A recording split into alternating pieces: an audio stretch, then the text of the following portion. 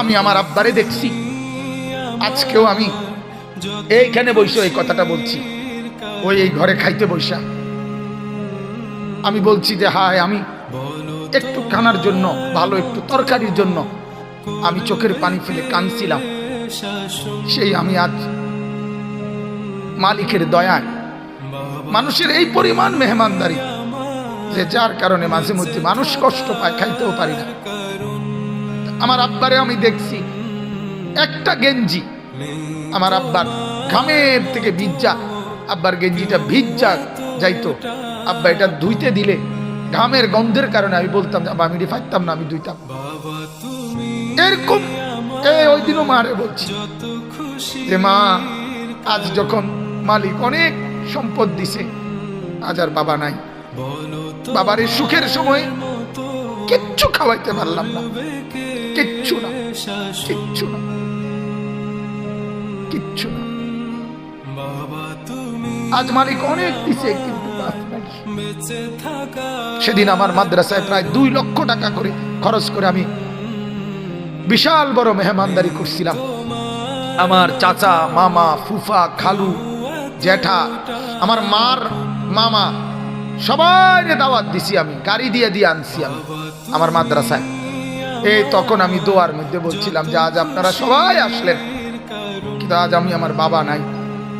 তাহলে আমার ভাই এক জিন্দেগির সবচেয়ে বড় পাওয়া, আমার আব্বারে দেখছি আমি। আমার আব্বা এটা কইতো, আমি প্রয়োজনে আরো কষ্ট করুম, কিন্তু আমার সন্তানরা দুনিয়ার কোনো ফিকির লাগবে না। বাবার এই একটা কথা ছিল যে আমি চাই আমার 5টা ছেলে আলেম হবে, যেন আমার মরার পরে আমার কবরের চতুর্দিকে আমার ছেলেরাই দাঁড়াইতে পারে। কাজে এত্তুর যদি পাই আমার আর কিছু লাগবে না। তাইলে আমার বাপ, আমার ফিকির তো এটা থাকা চাই। আপনার কাছে আমার অনুরোধ, আল্লাহ এটাই বলছেন, ও আমার বান্দা, তোমাদের সম্পদ, তোমাদের সন্তানাদি তোমাদের জন্য পরীক্ষা।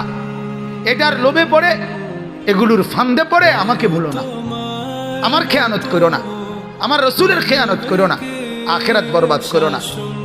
এরপরে আল্লাহ বলেন ওয়া আন্নাল্লাহা ইনদাহু আজরুন আযীম, আল্লাহ বলেন আমার কাছেই একমাত্র আছে মহা বিনিময়। অর্থাৎ দুনিয়ায় যা করে গেলা এগুলোর বিনিময়, এগুলো তোমার জন্য খুব বেশি বিনিময় আসবে না। আমি আল্লাহর জন্য যা করিলা, আল্লাহ বলেন কসম বান্দা, আমি এর প্রত্যেকটার উত্তম বিনিময় তোমাকে দেব।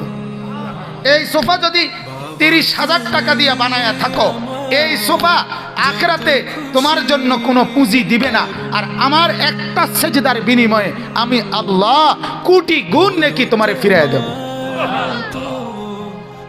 বুঝেন নাই কথাটা? এই জন্য আল্লাহ তাআলা, আল্লাহ বলেন আমার কাছে বিনিময়, আমাকে ভুলো না। বিবিকে রাজি করতে গিয়ে, ছেলেকে রাজি করতে গিয়ে, মেয়েকে রাজি করতে গিয়ে, সম্পদ জমাইতে গিয়ে বড় শিল্পপতি হবা, বড় কুটিপতি হবা, বড় পুঁজিপতি হবা, বিশাল গার্মেন্টস মেল ফ্যাক্টরির মালিক হবা, আর বিনিময়ে আমি আল্লাহরে হারায়ে যাবা, আমার রসুলকে হারায়ে ফেলবা, আখিরাত ভুলে যাবা, জাহান্নাম ভুলে যাবা, জান্নাত ভুলে যাবা। আল্লাহ বলে বান্দা না, এমনটা করো না, এমনটা করো না। ওই সম্পদ জমাইও না যে সম্পদ আল্লাহ ভুলায় দেয়, ওই বিবি বাচ্চা পাইলো না যারা আখিরাত ভুলায় দেয়। আল্লাহ আমাদেরকে বুঝার তৌফিক দান করেন, আল্লাহ আমাদের সবাইকে কবুল করেন, আল্লাহ আজকের এই মজমা কবুল করেন। যদি কোনো শক্ত কথা বলে থাকি মাফ করে দেন, কিন্তু আমার বাজান, আমি আপনাদের আখিরাত চাই, আমারও আপনাদেরও। মুরব্বীরা আপনারাও রাগ করেন না, আপনাদেরকেও শক্ত কথা বলছি, কিন্তু বলার উদ্দেশ্য হলো আমি আপনাকে স্পষ্ট বলতে চাই, আপনারা অনুরোধ, কেউ বিড়ি সিগারেট খাবেন না। কেন জানি আমার এই কথাটা আজকে বহুদিন ইদানিং এইবার বারবার এটা মনে হয় যে এই লোক নিয়মিত বিড়ি খায়।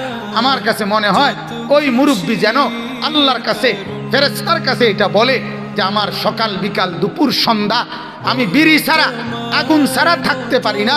ও আল্লাহ, তোমার কাছে অনুরোধ, আগুন ছাড়া আমার দিন কাটে না, রাত কাটে না, সকাল কাটে না, বিকাল কাটে না। আল্লাহ তুমি তো দেখলা আগুন ছাড়া আমি থাকতে পারি না, অতএব আমারে কবরে আগুনেই রাখো, আমারে হাসরে জাহান্নামের আগুনে রাখো। আর নাই তো কি, আর কি কারণ হতে পারে? এজন্য বাপ, আপনি যদি আমার দাদা হন, আমি আপনার নাতি, আমি চাই আমার দাদা যেন হয় জান্নাতি, আপনি যদি আমার বাবা হন, আমি আপনার ছেলে, আমি চাই আমার বাবা যেন হয় জান্নাতি। আপনি যদি আমার চাচা হন, আমি চাই আমি ভাতিজা, আমার চাচা যেন জান্নাতি হয়। তোমরা যারা যুবক ভাই, আমি যদি তোমাদের ভাই হই, আমি চাই তুমি ভাই, দুই ভাই মিলে একসাথে যেন হই জান্নাতি। বলো না ইনশাআল্লাহ? দোস্ত, কত ছেলে আমগরে ভালোবাসো, আমরা জানি তো বাজার। কলিজা দিয়ে মহব্বত করো তোমরা আমগরে। এই মহব্বতের তাকাজায় হয় তুমি আমার মতো হও, নাহলে আমারে তোমার মতো বানাও। একটা করো, এক সাইডে হও। হয় তোমার কাছে আমারে নাও, নাহলে আমার কাছে তুমি আসো। একটা তো করো ভাইয়া। তুমি তোমার মতো, আমি আমার মতো, এ জিন্দিগি কেমনে চলবে?